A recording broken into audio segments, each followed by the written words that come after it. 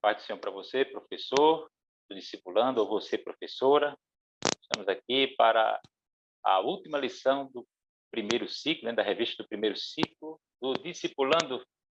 Eu estou aqui e do outro lado, né, para enriquecer este debate, interagindo comigo aí, né, aqui nesta mesa, em mais um EBD Podcast, é o professor Douglas Nilson Moraes.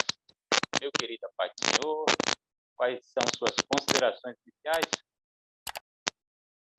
Pai do Senhor, Até aqui bom nos ajudou o aí, Senhor.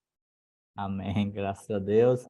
Chegamos ao desfecho desse ciclo muito rico, um ciclo que falamos muito da pessoa de Cristo e agora fazemos o desfecho sobre a temática da igreja, uma expressão do reino de Deus.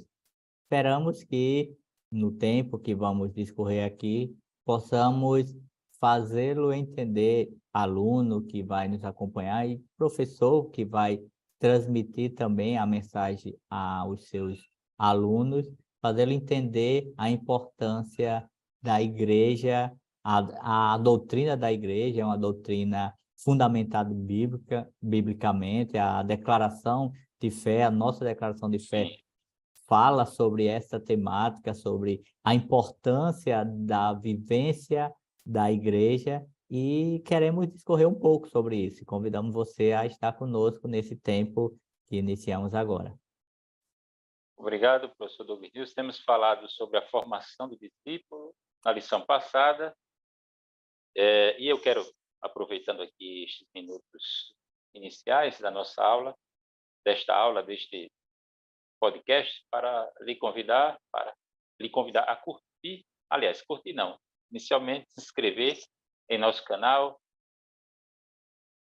se inscrever e ativar o sininho, a fim de que receba as notificações dos nossos vídeos ou dos demais vídeos, né? Tem diversos segmentos neste canal que visam a atender as necessidades da formação de professores da EBD de vários segmentos. E eu quero aqui, professor Douglas Nilson, lição número 13, a última deste primeiro trimestre, igreja, uma expressão do reino de Deus. A tônica do trimestre foi o reino de Deus e o papel de Cristo. O papel de Cristo. O texto bíblico se encontra em Mateus capítulo 16, versículos de 13 a 18. E se nós, o que, digamos, em termos de introdução, poderíamos oferecer para o professor discipulando, por exemplo, o Antigo Testamento, o que é que o Antigo Testamento fala sobre reino? O Antigo Testamento é fácil você identificar, professor discipulando, a palavra reino, a terminologia reino. Mas é mais complicado você encontrar a expressão reino dos céus. Reino dos céus. Isso, segundo o autor, é o Hermann Ridderbos. Ele tem um livro que enfoca essa doutrina do reino. E o primeiro ponto é esse. No Antigo Testamento você encontra, né, uma realeza, você encontra referência a pacto, a aliança, uma aliança real, mas a expressão reino dos céus, ela é desconhecida no Antigo Testamento. Você vai verificar no Novo Testamento. E a igreja, ela, digamos, ela não confina o reino de Deus. É claro que o reino de Deus ele é tão abrangente quanto a sua criação. Aliás, para além da criação, né? O domínio de Deus ele é infinito, não está restrito a um território, nem a uma época, né? Ele é eterno. Então, Deus é rei, e o interessante é que o ungido do Antigo Testamento, nós poderíamos citar aqui, já é aquele Gerhard von Groningen, na obra Revelação Messiânica do Antigo Testamento, ele vai classificar Adão como ungido, né? Porque Adão ele era mordomo da criação, ele era uma espécie de vice-regente de Deus. Nisso aí você tem essa conotação, essas implicações de domínio, de soberania, uma soberania, claro, compartilhada, porque Deus confiou a Adão a comissão cultural, ele deveria sujeitar a terra. Então, nós temos esse perfil, esse ofício, né? Os 3 ofícios, rei, sacerdote, profeta, estavam combinados e articulados no único indivíduo. Adão era rei, Adão ele era profeta, porque ele era a boca de Deus antes da queda. Nós verificamos isso facilmente, né? Ele foi quem deu nome aos animais. E ele também instruía o processo da criação e representava a criação junto a Deus, como um sacerdote, na qualidade de sacerdote. Mas com a queda nós temos a disjunção, uma crise nesses 3 ofícios, de forma que, ao longo de todo o Antigo Testamento, até o advento de Jesus, você vai encontrar esses ofícios fragmentados e separados, mas nunca, digamos, uma única pessoa recombinados ou rearticulados. Só em Jesus. Então, Jesus ele veio implementar o reino de Deus. E o que é este reino de Deus? É o estabelecimento do domínio e dos propósitos redentores de Deus. E poderia aqui já adiantar, né? Professor Douglas, já aqui adentrei ao primeiro tópico, na igreja, uma expressão do reino de Deus, ela expressa, ela é uma agência deste reino, e na igreja nós experienciamos virtudes dessa ordem futura, desse mundo vindouro, da nova criação. Nós já podemos hoje desfrutar de algumas bênçãos. É por isso que nós falamos do reino hoje e de um reino amanhã, ou seja, do já, mas ainda não. Professor Douglas Nilson, então, o professor discipulando ainda pode aprender e compartilhar com a sua classe, dentro desse primeiro tópico, ou mesmo introdutoriamente, se quiser recuar para deixar aclarar mais algum conceito, fica à vontade. Esse primeiro tópico, ele faz, o escritor, ele faz um resgate histórico lá no Antigo Testamento, e não vou fazer esse resgate, até porque o professor vai ter acesso, tem acesso à lição, mas o que eu queria pontuar é que, veja a responsabilidade que recai sobre nós, que hoje fazemos parte desse reino. E é só para nós que fazemos parte desse reino. Porque imagina qual é o papel do cidadão do reino. Ele vai propagar esse reino, vai tornar esse reino conhecido. Mas eu estava aqui lembrando, fazendo uma associação, que nos tempos de Jesus existiam as carpideiras. Eram pessoas contratadas para chorar nas cerimônias fúnebres, nos velórios, digamos assim. Só que aquelas pessoas eram contratadas. Por mais que chorassem, se não houvesse nenhum envolvimento com aquele defunto, aquela pessoa falecida, tudo aquilo ali era uma encenação, não havia sentimento, não havia convicção. Ela estava sendo pago para aquilo. Aí veja que Jesus, ele vem, ele entra em cena para apresentar um reino, mas ele não contrata ninguém. Ele poderia contratar pessoas para propagar esse reino, mas pessoas contratadas não iam expressar a naturalidade e a completude desse reino. Então ele chama, ele convida. E dentre alguns que ele convida, eu lembro bem que há uma passagem que alguns chegam e dizem: para onde o senhor for, eu vou. Aí ele diz: não, vá devagar, não é bem assim. Ou seja, ele não está preocupado com quantidade, ainda que ele queira que todos façam parte desse reino, mas ele não é emocionado a ponto de ver uma multidão e poder dizer: o meu reino está com tudo. Ele é consciente do desafio que é fazer parte desse reino, mas ele não nos isenta de assumir os riscos, de sofrer as consequências, se realmente esse reino está em nossa vida e para nós é importante viver nesse reino. Então, professor, você precisa propagar esse reino, você precisa anunciar esse reino. O aluno, igualmente, precisa anunciar esse reino, precisa levar adiante esse reino. E como é que vai anunciar esse reino? É preciso ter cuidado para não assumir uma posição extremista ou uma posição religiosa ou até mesmo uma posição farisaica. O que Jesus espera é que nós anunciemos um reino baseado nos princípios que ele definiu. As bem-aventuranças, que elucida todo o reino, tudo o que se espera de um cidadão desse reino. Então, esse é o nosso desafio. E o novo convertido, ele precisa estar inteirado.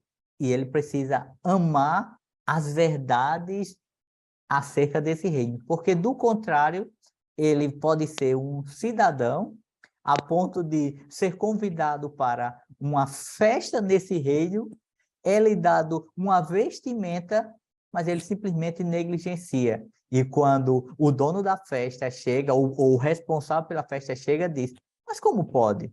Você teve veste, todos tiveram veste, e por que você não vestiu a veste adequada? E então essa pessoa é convidada a sair do reino.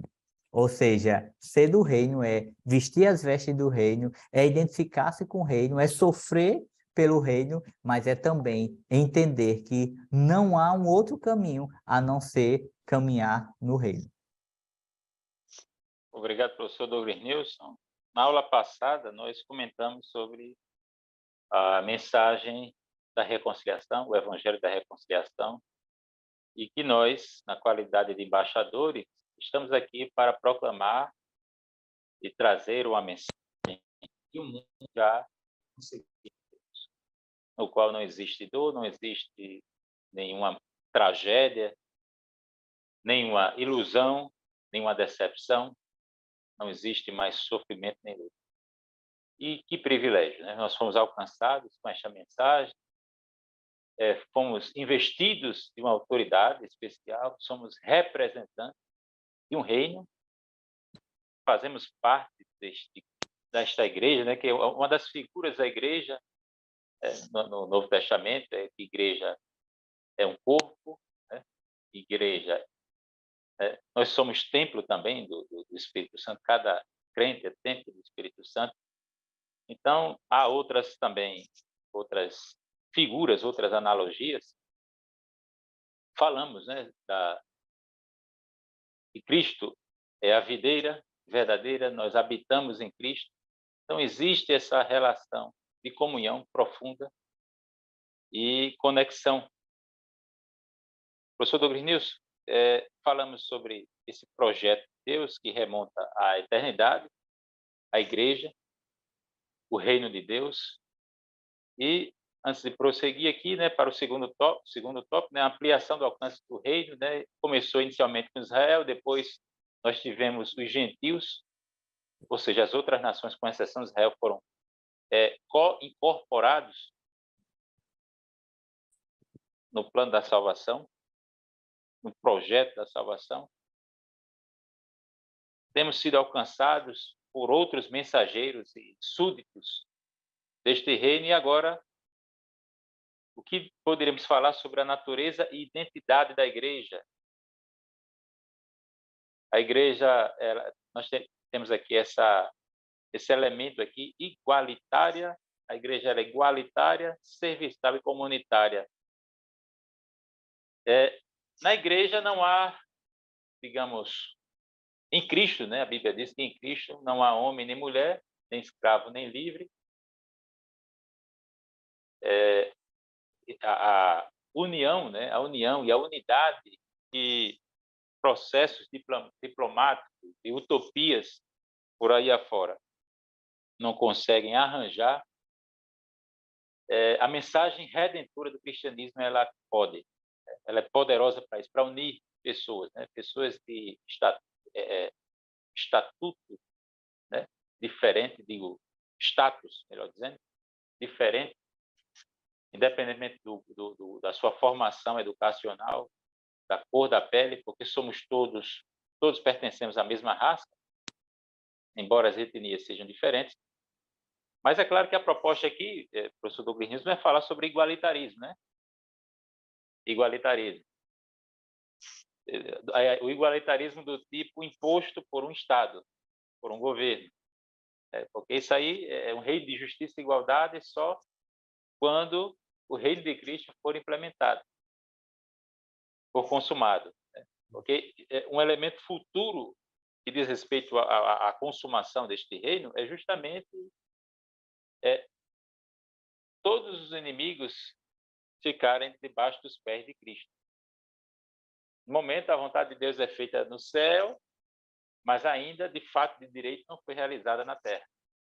Mas um dia, toda língua confessará que Jesus Cristo é Senhor. Então, nós temos esse aspecto aqui que diz respeito à igualitariedade da membresia desses novos cristãos que integram a igreja. Serviço, né? O serviço mútuo. Nós adoramos a Deus, servimos uns aos outros e anunciamos. Nós temos uma missão que diz respeito a Deus, uma missão, digamos, vertical, horizontal, que é o serviço mútuo. Aqui eu poderia evocar os dons espirituais, ministérios, ofícios, e também uma atuação mais externa, né? Que é anunciar o evangelho a toda criatura. Ensinar e fazer discípulos. Ensinar e fazer discípulos. E o aspecto comunitário ou comunal diz respeito à comunhão e a esse laço de fé que nos une, porque a Bíblia também fala que há uma só fé. Há uma só fé. Somos apenas um corpo e não existe nenhum membro fora do corpo que possa subsistir ou ter algum tipo de função. Né? Professor Douglas News, por favor, pode ir. Fique à vontade aí para contribuir nesse segundo tópico. Essa natureza, esses três aspectos, ele vai apresentar, como você já apontou, o primeiro, que nesse aspecto de igualdade, há um cabeça, que é Cristo, e há um corpo, que é a igreja. E nesse corpo, ainda que as pessoas desenvolvam funções distintas, mas nenhuma parte desse corpo pode dizer que não precisa de alguém como um elemento do corpo de característica, humanamente falando, de menor importância. É um cabeça e um corpo. E todos são tratados pelo cabeça que rege esse corpo igualmente. Aí o aspecto serviçal, isso é muito interessante para o novo convertido, principalmente porque a relação de serviço, ela inverte quando comparado com o padrão secular do qual ele vem, em que o maior manda no menor, o maior dá ordem e o menor só executa, o maior sempre é maior e o menor sempre está ali menor. Há uma relação de humilhação, muitas vezes, de rejeição, de preconceito, de uso, exploração. E aí na igreja, nesse contexto de igreja, esse processo de serviço é o contrário. O maior serve ao menor. Nós que estamos aqui, aquilo que o Senhor faz chegar ao nosso entendimento, ao nosso coração da palavra, cabe a nós servir a outros para que esses outros sejam edificados. E se eu negligenciar essa dádiva que Deus me concede, Ele vai cobrar de mim, porque Ele me concedeu algo que eu não merecia. E não é pelos meus esforços. Você está aí e na sua retaguarda há um acervo bibliográfico de obras que tratam dos diversos temas da fé cristã. Mas, ainda que você tivesse a oportunidade de passar enclausurado 6 meses lendo todas essas obras, se não houver ação de Deus, ação inspirativa do Espírito Santo, ao término de 6 meses, você pode sair desse ambiente inchado, com um sentimento de egocentrismo e egolatria, de achar que você sabe mais do que qualquer pessoa e vai chegar a um contexto de congregação para corrigir aqueles que não sabem nada ou até mesmo destratar. E aí Jesus, ele dá exemplos, diversos exemplos, mas o exemplo mais profundo está lá, quando ele faz aquele momento de lavar os pés do discípulo. Jesus está dando um exemplo máximo do que é servir. E esse servir não expressa vergonha nem constrangimento, porque, veja, em um dos evangelhos, eles estavam discutindo quem era o maior. E lavar os pés era o que nenhum deles queria, porque lavar os pés de outro era assumir que você nunca seria o maior, era assumir que você é o menor. Aí Jesus, ele assume essa condição para mostrar que no aspecto do reino, como algum escritor fala, é o reino de ponta cabeça, tem, mais serve. Porque o Rei dos Reis se viu a pessoas, a pecadores que não tinha nada para oferecer a ele. E o aspecto comunitário, que fecha esse ponto, vai nos apresentar algo que reflita em um contexto social. Ou seja, nós não somos salvos para nos enclausurar ou para viver no nosso mundinho, numa bolha chamada salvação. Pelo contrário, nós somos salvos para refletir o que isso gerou na nossa vida, diante de uma sociedade que jaz no maligno. Então, as pessoas precisam me ver como salvo, precisa ver a igreja como salvo, como um corpo que influencia em uma sociedade, que influencia em um bairro, que influencia em uma família. Então, esse aspecto comunitário é por demais importante. E certo escritor, alguma vez, ele falava, e foi até tema de uma de nossas lições, há alguns anos, quando fazia a seguinte pergunta: se a igreja, a congregação da qual você faz parte, se ela saísse do logradouro, do endereço que ela está, o quanto ela faria falta àquela comunidade, aquele bairro, aquele município, aquela região? E aí, parafraseando isso, olhando para mim como igreja, como corpo, se de repente eu saio de um contexto no qual estou inserido, na sociedade, eu moro em uma residência e por algum motivo eu me mudo, o quanto a minha partida vai influenciar para aqueles que ficam. Então, esse é um aspecto comunitário de igreja. Glória a Deus por isso. E você, inicialmente, fez menção das bem-aventuranças, que resumem, sintetizam o caráter do cristão, do cidadão do reino, do súdito deste novo reino. E quando você falou aí dessa influência, ou testemunho, a eficácia do testemunho do súdito do reino, no meio em que ele está inserido, aí eu me lembrei aqui dessa vocação para ser luz e sal, né? Ser sal, né? O sal, ele realça o que existe de melhor naquele meio em que ele é posto, assim como ele minimiza ou minora ou mitiga tudo que há de degenerativo ou de prejudicial, de corruptor naquele ambiente. Então, nós fomos chamados para sermos sal e luz num ambiente deteriorado, ou seja, apodrecido e em trevas. É interessante, né, a gente refletir nesse evangelho segundo Eli, nesse evangelho segundo Douglas News, quanto estamos atraindo na qualidade de súditos de um reino maravilhoso, atraindo os de fora.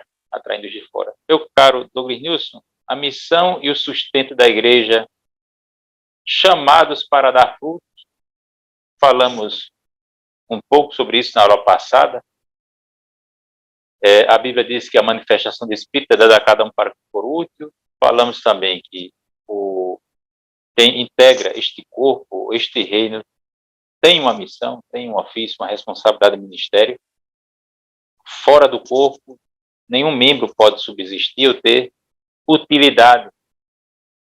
E falamos também que é necessário, né, colocar pano de fundo, o mandamento do amor por trás de toda essa vocação para servir.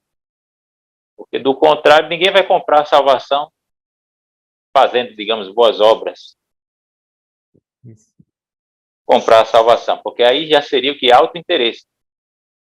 Às vezes nós verificamos algumas alguns grupos religiosos se ocupando de atos de generosidade, de liberalidade, de atos caritativos, ditos, né, caritativos, e sob pretexto de alcançarem a salvação. Mas é complicado, né? Porque você, no final das contas, está sendo egoísta, porque você está pensando em si mesmo. Então, isso aí é um autosserviço. Isso não é amor. Isso não é amor. Então, chamados para dar frutos do reino. A missão da igreja, eu comentei, né, sobre adorar a Deus, a devoção particular para o cristão. Você, professor, precisa encorajar seu aluno a reservar momentos do seu dia a dia para buscar a presença de Deus, praticar a piedade, né, viver de maneira piedosa, mas desenvolver a devoção particular, individual. Isso é intransferível. Há também o culto doméstico. Se mais alguém mora, reside com o novo convertido. Se você, professor, não faz o culto doméstico, então procure falar daquilo que você vive antes de cobrar dos outros, né? Então, dentro do contexto da missão para com Deus, essa missão vertical da igreja, né, que é adorar a Deus, devoção particular, culto doméstico e, é claro, não há só culto com a minha família, há também culto com a família de Deus, que é o culto comunitário. O culto comunitário. Então, há a família de Deus. Isso é um imperativo. É um imperativo. Além da missão para com Deus, há uma missão para com o semelhante, que já falamos, que é o serviço, o servir em amor. E não adianta também servir e esbanjar um tipo de serviço, digamos, sacrificial, porque sem amor, de nada isso vai valer. De nada isso vai valer. E uma outra missão é uma missão para com os de fora, que é o testemunho deste reino, a mensagem deste reino. Né? E é claro que esta mensagem, esse testemunho do reino, aqui eu estou concluindo com o terceiro subtópico, aí eu em seguida estarei facultando a palavra para o professor Douglas News, que é o poder da igreja. O poder da igreja. A Bíblia diz, na carta de Paulo aos Efésios, né, a igreja é plenitude daquele que enche todas as coisas. Poder do cabeça, né, está à disposição do corpo. Né? O poder da cabeça da igreja está à disposição, certamente está à disposição do corpo. Então, nós temos aí dons de serviço, dons manifestacionais, dons ministeriais, temos os ofícios, e muita coisa pode ser feita em favor do reino, em favor da expansão do reino. O que mais, professor Douglas News? Eu poderia aqui acrescentar até a questão da comissão cultural. Né? Você tem a grande comissão e a comissão cultural. Comissão cultural, Paulo diz que quer comais, quer bebais, quer façais qualquer outra coisa, fazer tudo para a glória de Deus. O professor Douglas News está com a palavra, fique à vontade. Esse ponto final, ele apresentando esses 3 pontos, podemos resumir dizendo que no primeiro, quando fala de chamar para frutificar, ou seja, não é contraditório eu fazer parte de um corpo, de um reino em que eu não frutifique. Então, não me compete eu vestir a camisa como alguém que queira ter um status se não há frutificação. E eu falei isso em uma de nossas lições sobre um colega que uma vez ele foi selecionado para uma determinada repartição e ele se sentia tão alegre com aquela posição, só que isso não refletia em envolvimento. Então, ele chegava o horário dele ir para a repartição, ele colocava a vestimenta e desfilava, saía andando pelas ruas. Para todos os efeitos, ele era ingresso naquela repartição, mas, na verdade, ele estava preocupado com o status de vestir a indumentária daquela repartição. Então, quem é do reino não deve querer vestir uma indumentária para sair por aí dizendo, eu sou do reino, precisa estar ingresso, submerso, envolvido. E aí, vem o segundo aspecto, que é a missão, e na missão da igreja, nós não falamos de nós. nós falamos dele. A nossa missão é falar dele, falar de Cristo, porque a missão da igreja é uma missão totalmente cristocêntrica, é uma missão que apresenta sempre Cristo. Não é o meu passado, não é o meu testemunho, não é as mazelas que eu vivi no passado, é simplesmente Cristo. O que Cristo fez, o que Cristo faz e o que Cristo continuará fazendo. Tudo é por meio dele, para ele, porque para ele são todas as coisas, como Paulo escreve aos Romanos. E por fim, alguém pode dizer, quem manda na igreja? Às vezes a gente acha que humanos mandam na igreja. Às vezes a gente acha que homens, com seus poderes, com seus status e as suas influências, podem interferir na igreja. Ainda que muitas vezes nós vemos casos de pessoas que agem contrário aos princípios bíblicos, por mais poderoso, por mais influente, ou mais hipócrita que seja um homem, ele não manda na igreja. Porque quem manda na igreja é o dono da igreja. E a nós, se nós realmente confiamos que ele é o dono da igreja, nós podemos dormir, descansar, que a seu tempo ele há de fazer jus diante de toda e qualquer ação que vem de encontro àquilo que as Escrituras apresentam sobre esse reino, sobre essa igreja. Então, eu encerro a minha fala nas palavras de Jesus para aqueles casos onde alguém sente-se na posição de poderio.